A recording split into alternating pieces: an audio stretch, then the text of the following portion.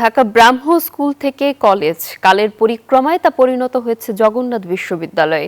১৫০ বছরের পথ চলায় শুধু শিক্ষা নয়, ৪৮, ৫২, ৫৪, ৬৬, ৬৯, ৭১ থেকে ২৪-এর গণ অভ্যুত্থান ইতিহাসের বাঁক বদলে জগন্নাথ রেখেছে অগ্রণী ভূমিকা। জগন্নাথ বিশ্ববিদ্যালয়ে রয়েছে এক গৌরবোজ্জ্বল মহাকাব্যের গল্প। হায়দার আলীর ক্যামেরায় বিস্তারিত আল মোহাইমিনুল খানের রিপোর্টে। সময়টা ১৮৫৮ সাল। সিপাহী বিদ্রোহের দাবানল তখনও পুরোপুরি নেভেনি। ঠিক সেই উত্তাল সময়ে দীনানাথ সেন, প্রভাতীচরণ রায়, অনাথ বন্ধু মল্লিক আর ব্রজসুন্দর বসুর হাত ধরে বুড়িগঙ্গার তীরে যাত্রা শুরু ঢাকা ব্রাহ্ম স্কুলের। ১৯০২ সালে প্রতিষ্ঠান পেল তার কালজয়ী পরিচয় জগন্নাথ কলেজ। যুগের পরিক্রমায় ২০০৫ সালে যা পরিণত হয় জগন্নাথ বিশ্ববিদ্যালয়। পুরান ঢাকার মতো একটা পরিবেশে থেকে প্রত্যেকটা স্টুডেন্ট এত লড়াকু, এদের নিয়ে আসলে অনেক কিছু সম্ভব। এই প্রজন্মের শিক্ষার্থীরা যদি আমি বলি, আসলে জগন্নাথকে একটা ইনক্লুসিভ ইউনিভার্সিটি হিসেবে দেখতে চাই। আমরা শুধু দ্বিতীয় ক্যাম্পাস নিয়েই যে ভাবতেছি, বিষয়টা আসলে এমন না। আমরা চাচ্ছি যে আমাদের পুরান ঢাকার যে ক্যাম্পাস সেটাকে আবার নতুন করে সাজাতে। আমি সেরকম একটা স্বপ্ন দেখি যে জগন্নাথ বিশ্ববিদ্যালয় বাংলাদেশি যে কালচারগুলো সেগুলো প্র্যাকটিস করবেন এবং পাশাপাশি বাইরের দেশগুলোতেও তাদের রিসার্চের কাজে এনরিচড হবে। ১৫০ বছরের পথ চলায় শুধু শিক্ষা নয়, ইতিহাসের সব বাঁকবদলের সাক্ষী জগন্নাথ কলেজ। ৪৮-এর দেশভাগ, ৫২-এর ভাষা আন্দোলন, ৬৬-এর ৬ দফা আন্দোলন, ৬৯-এর আইয়ুব খান পদত্যাগ দাবিতে গণ অভ্যুত্থান হয়ে ৭১-এর মুক্তিযুদ্ধ, এমনকি ২৪-এর ফ্যাসিবাদ বিরোধী গণ অভ্যুত্থানে জগন্নাথ শিক্ষার্থীরা জাতিকে দেখিয়েছে আলোর পথ। জগন্নাথ বুঝে গেছে সব শালারা বাটপার। কিন্তু এই রূপান্তর মসৃণ ছিল না।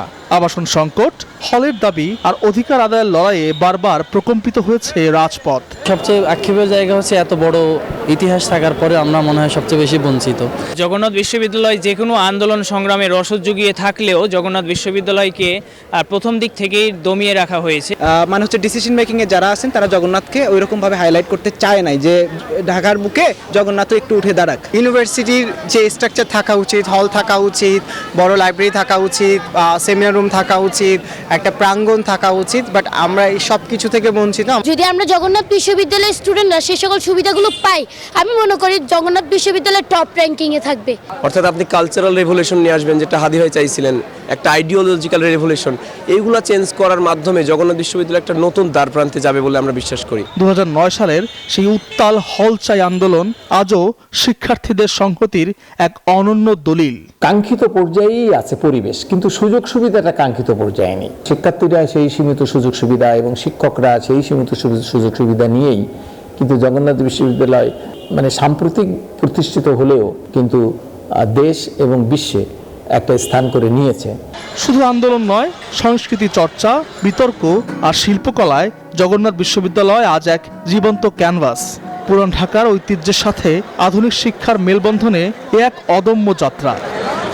ব্রাহ্ম স্কুল থেকে জগন্নাথ বিশ্ববিদ্যালয়, যার মাঝখানে পেরিয়ে গিয়েছে ১৬০ বছরের বেশি সময়।